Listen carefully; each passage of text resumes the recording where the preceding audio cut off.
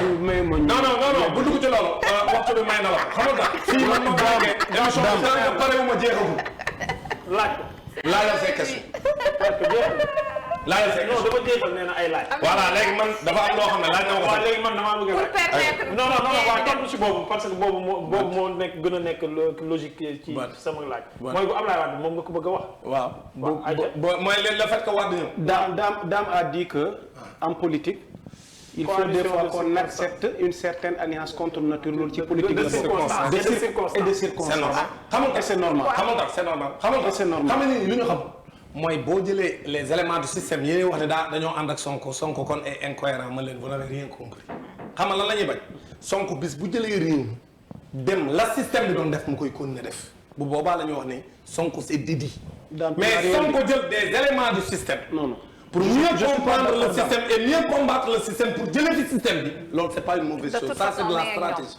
gis nga nit ñi il faut xam nga ni dañuy jaawale stratégie ak tactique c'est-à-dire que aujourd'hui Sonko li muy def bonul xam nga day jël des éléments du système même dans Yewwi y a des éléments du système mais jël des éléments du système ànd ak ñoom taxul nga dem système bi broyé la mais li garaaw mooy Sonko ànd ak ñoom looloo garaaw non loolu foofu loolu ñuy wax loolu audio yaa ngi fii vidéo yaa ngi fii loolu mënoo ko layal mais dama la layal de man waxuma ci déclaration voilà c'est-à-dire xam nga nit mën nga mesdames je sens en toi yow lu mu teg sur la table yaa ngi koy lay non dama la layaluma dara dama lay expliquer système comme dama la c'est possible bon politique c'est-à-dire loolu c'est une bonne stratégie xam nga une bonne stratégie may une bonne stratégie waaw may ma rek jàmbaar xoolal xam nga li ma lay xamal mooy nga gis ni système bi fi nekk dafa am doole léegi nga allié wu ci ñoo xam ni mel ne comme tey jii ni naan booy xeex ak nit képp ku jóge ca làngam da nga koy làq man tey jii su may xeex ak yow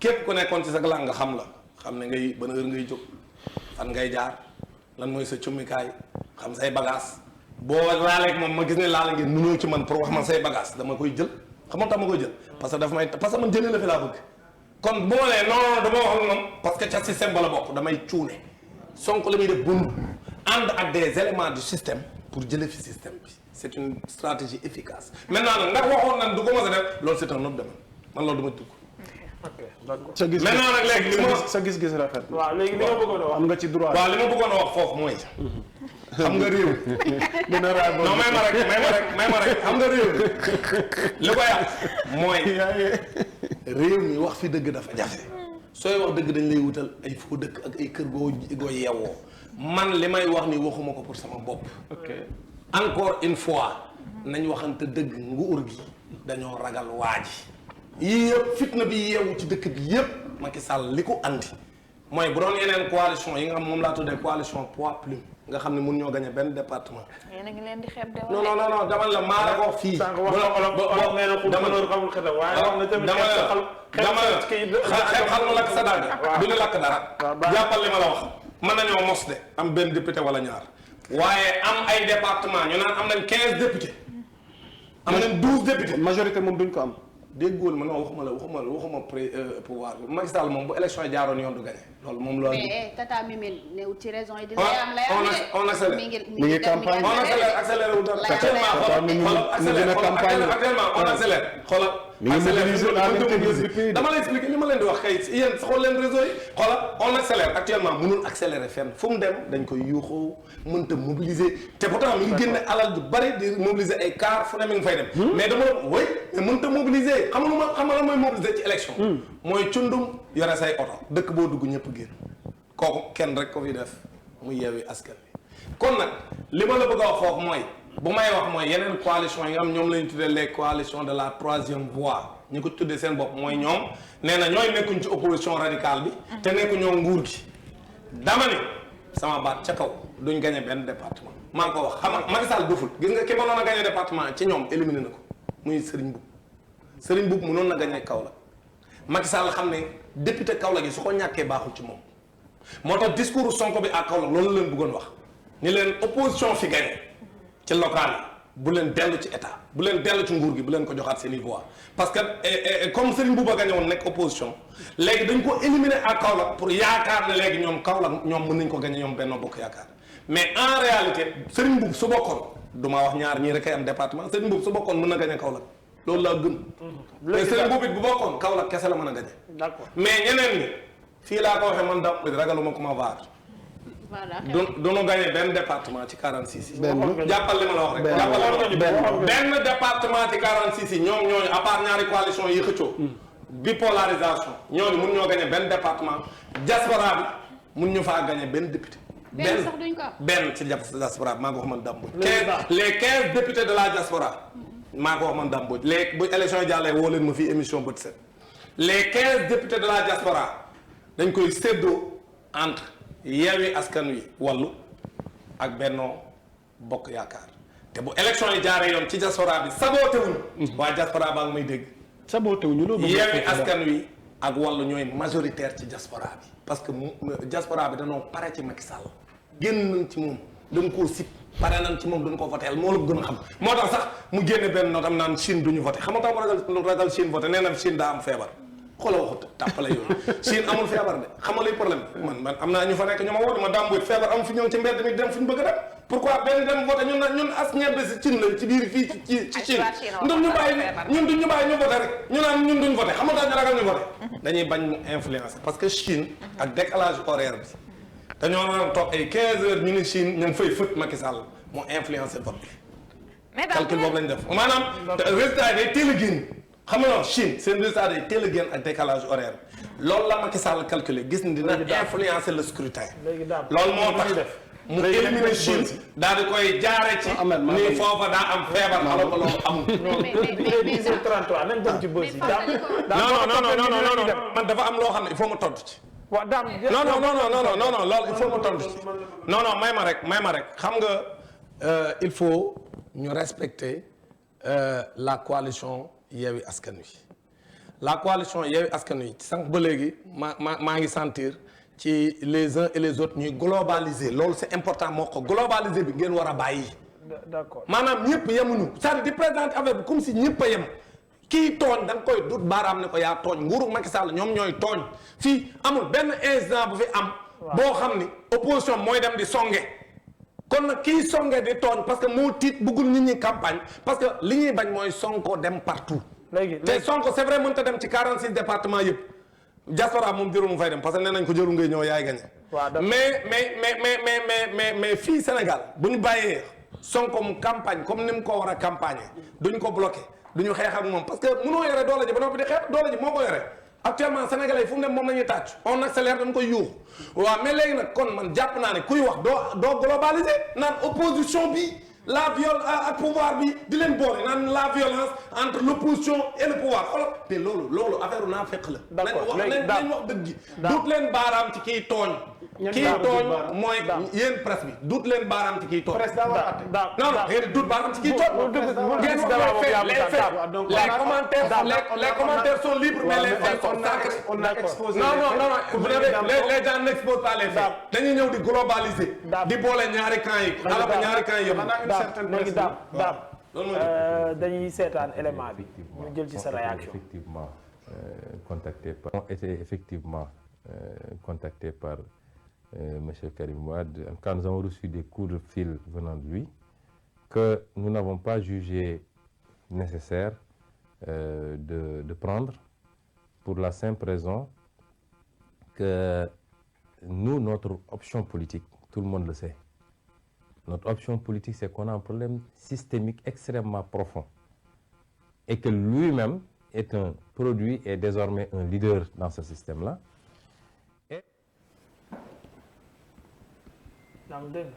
waaw dégg naa mooy li ma wax sax lii problème leader bu amagul yenn expérience politique la rek. ok d'accord. mais aujourd'hui Dame moom il a solution. non moment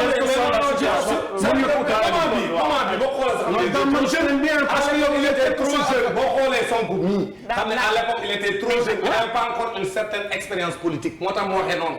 mais loolu mu wax bi mu demee ba ci biir daf koy réviser. parce que fii à un moment donné dans la vie da ngay réviser sa stratégie. parce que loolu da ko gëmoon effectivement man mii di waxee loolu laa mos a gëm damaa mos a gëm ni. ku nekk ku fi bëgg a jëlee système bi.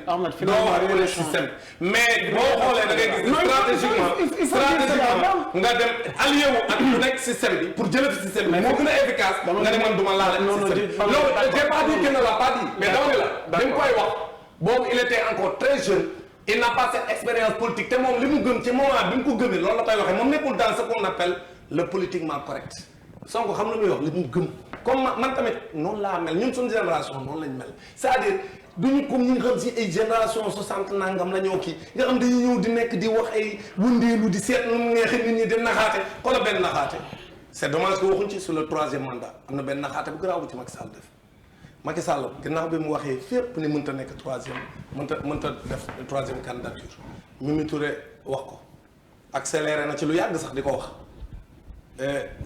ki koy tailleur constitutionnel am Ismaïla Madior wax ko waxaat ko ni nul ne peut exercer plus de 2 mandats consécutifs ñenn ñi wax ko mu dàq leen ñoo ku ci mel ne ñoom Moustapha Diakhaté Boun Abdallah wax ko ni mënta def 3e mandat chantier yooyu yëpp waxu caaxaan la nii la ko wax yëpp di dégg loolu lépp moom Macky Sall xoolal wax ko ci plusieurs supports wax ni moom mënta nekk candidat en 2024 bind livre en 2018 je crois livre bi daal di wax ci conclusion bi moom naa leen ko génneel léegi conclusion livre bi mu wax ni il fait son second et dernier mandat second ba sax doyoon na sëkk loolu redondance la parce que boo nee 2e ngay mën a dugal 3e mais boo nee sa second mandat. c'est parce qu'il y a pas de 3e. voilà il y a pas de 3e. yaa ngi may ma rek moo xam leer ne kon ba ci livre bi mu bind.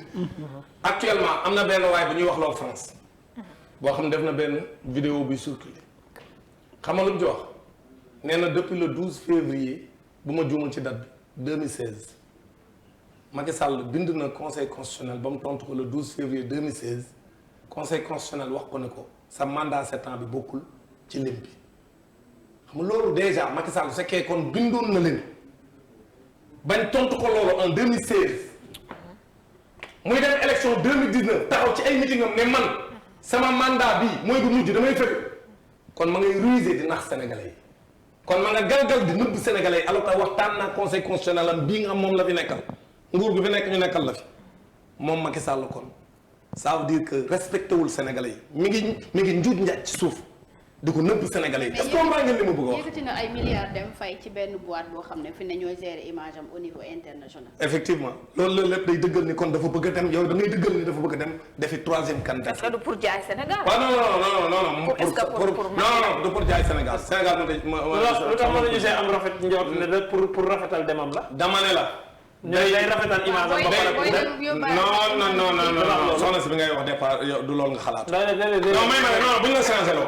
buñ la changé loo li nga gëm du loolu. tamit li mu wax. kii gëmul dara dama ne yow li nga gëm du loolu. déedéet laajoo ma li nga gëm. laaj bi damay sentir ci laaj bi. Macky Sall li mu bëgg mooy am di defar image am pour mu mën a nekk yëkkati na ay milliards joxe ci benn boîte pour ñu defar image am donc foofu aw ma position bu may jël. ndama ne soxna si. waaw léegi yow tam lan moo tax. léegi non parenthèse bi dafa am solo. sànq ba léegi yaa ngi xarab média yi xaaral rek ma wax la lan moo tax ngeen bëgg kut ko kut ñun ñuy am position lan moo tax kut ko kut ngeen bëgg ñoo jaxase ak askan bi pour ñun ñu am fu ñu far. lu tax loolu ngeen far de dama ni. non loolu ngeen bëgg. non parce que mosuma wax ngeen far. non xaaral ma leeral daam. mosuma wax ngeen far. xaaral ma leeral daam li ma seetlu mooy.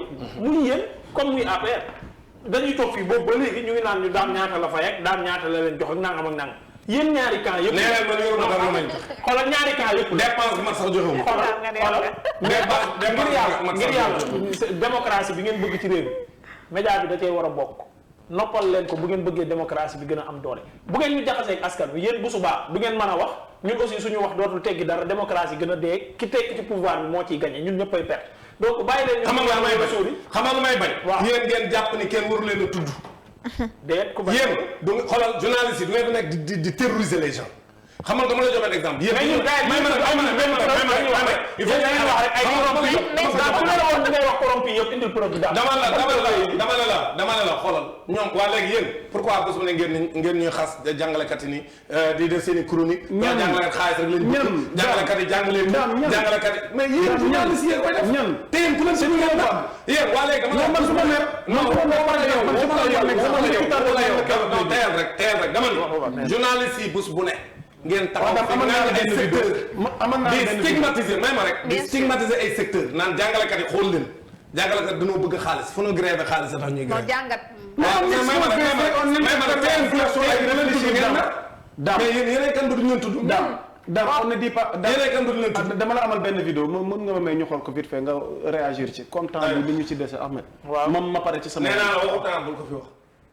D'accord. Si on devait retomber dans les mêmes travers que nous dénonçons, si on devait revenir nous allier avec ceux qui sont même à la base de notre engagement politique, mais finalement, ce sera du temps perdu et peut-être même si on devait retomber dans les mêmes travers que nous dénonçons, si on devait revenir nous allier avec ceux qui sont même à la base de notre engagement politique, mais finalement, ce sera du temps perdu et peut-être même si on devait retomber dans les mêmes travers que nous dénonçons, si on devait revenir nous allier avec ceux qui sont même à la base de notre engagement politique, mais finalement, ce sera du temps perdu et peut-être même si on devait retomber dans les mêmes travers. Ok, c'est la même chose. D'accord. c'est la même chose mooy li ma lay wax nee naa la moment bi muy wax lii c'est parce que amul benn maturité politique amagul benn expérience politique loolu moo waxoon génn na ci effectivement parce que contexte yi dafa changé moment boobu mi ngi doog a dugg ci politique am euphorie ni moom du ànd ak kenn ku nekk seen mais boo dee yore benn stratégie comme match de football nga ne tey damay garder camp yi du ma génn damay match bi parce que ñii ñemewuma leen damay taxaw fii système défensif laay teg di jouer défense ba mi-temps jot nga dem sa entraîneur ni non léegi xoolal ñii dañ leen a ne woon dootuñu leen song mais deuxième mi-temps bi songu leen da ngeen changer de stratégie c'est-à-dire lii changement de stratégie kese la c'est-à-dire moom dafa jàppoon ni képp ku nekkoon ci système bi du waxateeg yow du ànd ak yow dem na ba ci biir gis na ni loolu baaxul effectivement nii dañ koy xelal la meilleure stratégie mooy nit soo koy song nga xam kon koo xam nga ànd ak moom pour moom la yan ngelaju nga mën a jaar pour jële ko fi moo gën fuuf nga naan non dama koy may distance ku jóge te moom du ma wax ak moom man loolu la. Ahmed Ndoye fi may terminé ci wàllu média ak homme politique yi peut-être daam mi ngi wax léegi il y a une certaine presse corrompue ay kàddoom la peut-être il a des preuves ci certaine presse corrompue boobu mais man je le dis ici. waaye dama laaj quotidien yi yaa ngi leen di suivre li ñu dégg li ma la wax. yow man mën nga comprendre le lendemain même rek bii la une minute mën nga comprendre le lendemain des manifestations du 17 juin ñu rey ñetti nit. ñu rey ñetti nit au Sénégal ñoom ñëpp ñu titré Benno Bokk Yaakaar en marche ñu rey ñetti doomu jàmbur l'État maîtrise la situation le ministre de l'Intérieur droit dans ses bottes ñii kenn mel ni ñu kontaan quoi. mos ngaa gis presse boobu loolu du rôle presse loolu nga ni kenn du ko fi wax dañuy def lu ñu neex. citer ces quotidiens la. non dama leen a cité. voilà ñooñu laa cité ni loolu ñu def. voilà képp kuy sénégalais mais keroog ñu bëri na xarul nañ ko sénégalais yu bëri la choqué yow di titre toujours dans l'intérêt du pouvoir. loolu mooy lan ñoom ñooy kan. ay demee li ma bëgg a daam. donc loolu ko mooy. c'est la même chose avec la RTS gis nga képp kuy ŋàññal RTS. Racine Talla li muy def Macky Sall di ko def loo kenn waru ko fee nangoo. loolu depuis le rek fonctionnement bi. mais loolu nag lañ bëgg Macky Sall jëlee ko fi. mais bu ñu fi nekk. di nekk RTS di xalamal nguur gi chaque jour ñu jël kenn ku nekk ci opposition bi. loolu c'est pas possible loolu ça ne peut pas continuer. léegi daal cette fois il faut ñu dem ci rubrique buzz.